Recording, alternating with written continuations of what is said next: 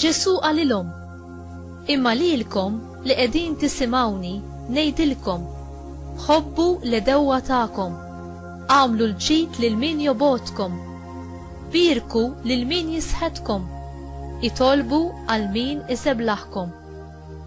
Min jatik bil-ħarta fuq naħa waħda, dawwarlu wiċċek ħalli jatik fuq in-naħa l-oħra.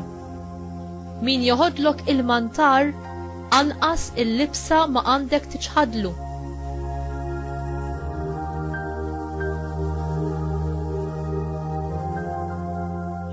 Għati lil kull min jitolbok, u min joħodlok xi ħaġa tiegħek titlobilux lura. Kif tridu lil bnedmin jagħmlu lilkom, hekk ukoll għamlu intom lilhom. Jekk intom tħobbu lil min iħobbkom, xi ħlas jista' jkollkom? Għax il-midinbin ukoll iħobbu lil min iħobbhom.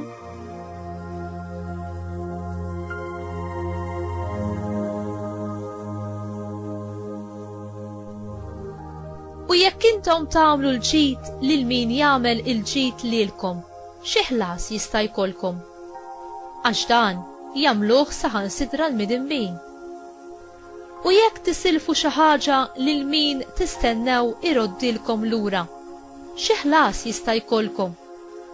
Il-midinbin ukoll jisilfu lil midinbin bil-ħsieb li jieħdu lura daqshekk ieħor minn għandhom.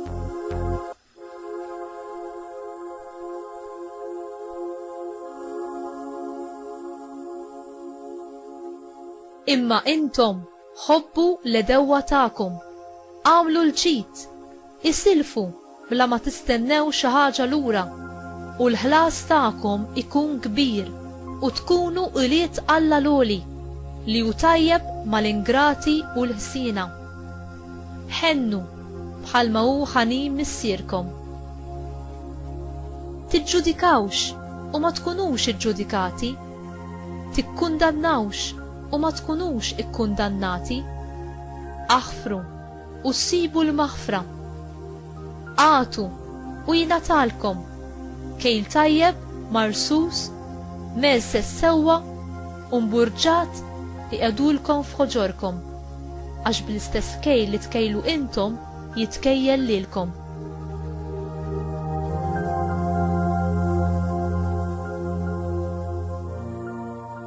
Il-kelma tal-mulej tifħir lilek Kristu.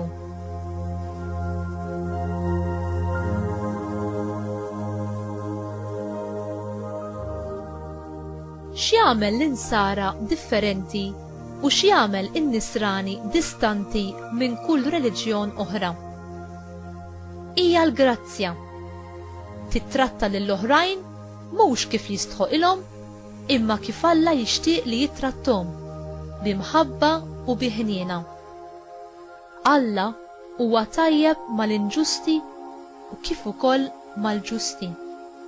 L-imħabba tiegħu tgħanna il-qaddis u l-midneb. Alla jfittex l-ogħla ġid tagħna u jallimna nfittxu l-aqwa ġid għall-oħrajn, anki ma dawk li joboduna u jabbużawna. Iridna nħobbu lil kulħadd bl-istess mod kif ħabna hu.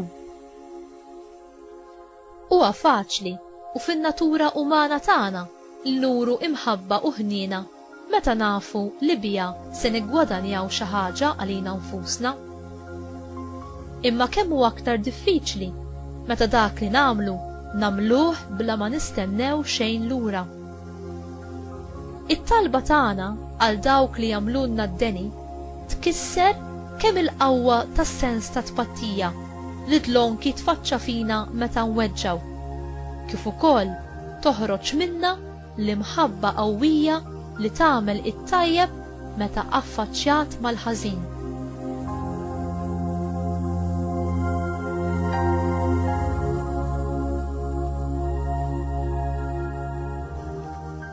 Kif nistgħu nħobbu lil dawk li jikkawżawna ħsara u ġieħ?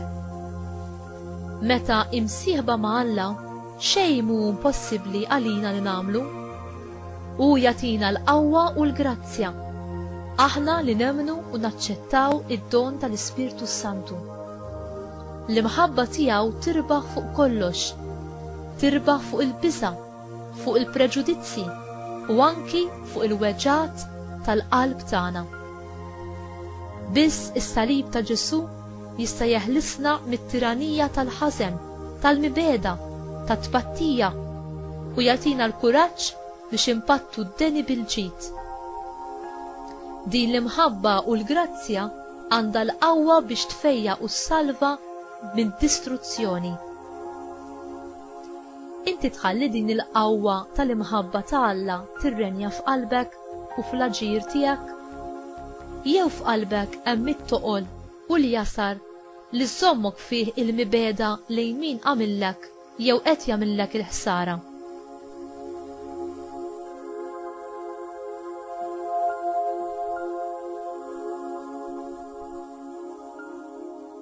Mulej, l-imħabba tiegħek iġġib il-ħelsien u l-maħfra. Imlini bl-Ispirtu Qaddis tiegħek u żomm lil qalbi fil-paċi tiegħek ħalli nevita milli nitlef sabri, milli taqbisli u nitlef it-tempra. Għażiża Marija, int li bħal ibnek mhux biss ħfirt lil min it-tortura u qatel lil ibnek, imma l-qajt li tuħu fuqek ir-rwol ta' Int għadek sallum u tibqa' tħobb, tieħu ħsieb u titlob għal uliedek kollha, anki dawk li ma jarfukx u lanqas jarfu lil ibnek. Għenni u għallimni biex nimxi fuq l-eżempji tiegħek u nkun nixbaħ aktar lil Alla. Amen.